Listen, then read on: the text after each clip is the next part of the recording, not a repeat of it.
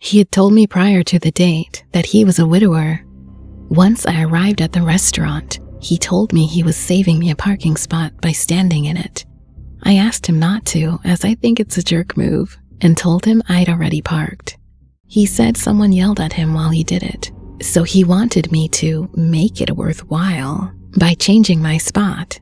Dear God. As soon as we were seated, he says, "Well, let me show you some recent vacation pics," and spent like 10 minutes explaining all his vacation pics to me. They were all him alone in the wilderness in different spots with the same dead-eye stare. Then I mentioned my divorce, and he made this big production of how I must be so frustrated that he hadn't told me how his wife died. I said no, that's fine for now. Then he says, "In case you don't believe me," and shoves his phone in my face. He was showing me his wife's death certificate. "In case I don't believe what?" I asked. "That it was suicide," he says. Why would I doubt it? Had there been some questions about his involvement? Why did he have his wife's death certificate at the ready like that? I changed the subject, realizing there's no way I'd go out with him again, but he seems very intense, so I was wary of upsetting him.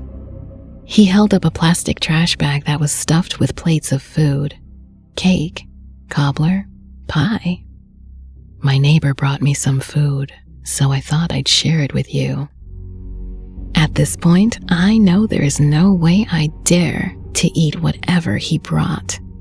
He doesn't seem stable. It was awkward to be at a restaurant with a massive trash bag of desserts next to me. As I'm trying to wrap up our Olive Garden date, he started planning our next date. He wanted to cook for me at his place. I said, "Oh, I wouldn't be comfortable going to your house on a second date, I'm sorry." He says, unprompted, "Oh, don't worry about it. If I get too excited, I know I'll be a gentleman and go in the bathroom and handle it myself, so we can go on with our evening." The waitress quickly brought our check over, probably because he hadn't said this quietly. I made it to my car, and that was that. Yes, I think he killed his wife. Goodbye. Hear more stories like this on my channel. Verrückte Salt.